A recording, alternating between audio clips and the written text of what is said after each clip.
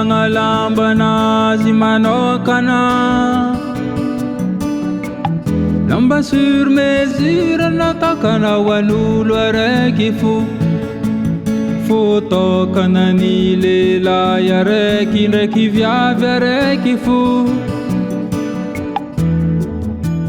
Afaka magnamboatra izy,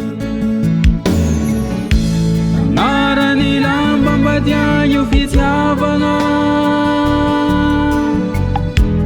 Mampirearea masambatra, magnomezagna memem-poagna avy aminy fo madio. Tsy maintsy resiko fomba ofisialy. Varovana Andriamanitsany e, mba ho feno fiadanagny e. Fiasambaragna mandraiky izay any e, fiavanarô. Varovana Andriamanitsany e, mba ho feno fiadanagny e.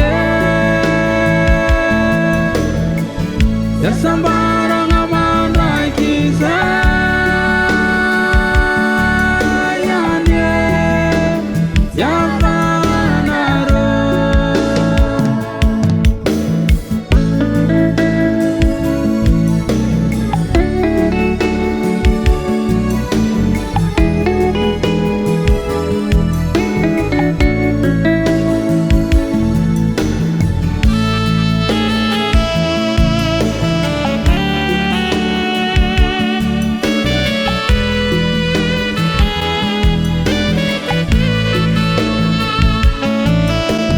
Niaviko fôna ka nisiniavina,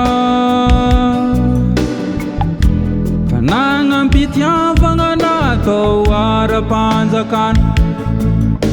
Nandeha niseho teo anatrehan'Andriamanitra, no amasigny nisy ankatoaviny. Ankino amin'Andriamanitra fitiavagna, fa izy nitoky nay nazo anteragna.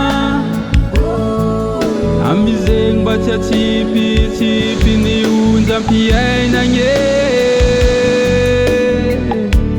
karaha laka navery fivery. Varovana Andriamanitsany e, mba ho feno fiadanagny e. Fiasambaragna mandraiky izay any e, fiavanarô. Varovana Andriamanitsany e, mba ho feno fiadanagny e. Fiasambaragna mandraiky izay any e, fiavanarô. Varovana Andriamanitsany e, mba ho feno fiadanagny e. Fiasambaragna mandraiky izay any e, fiavanarô.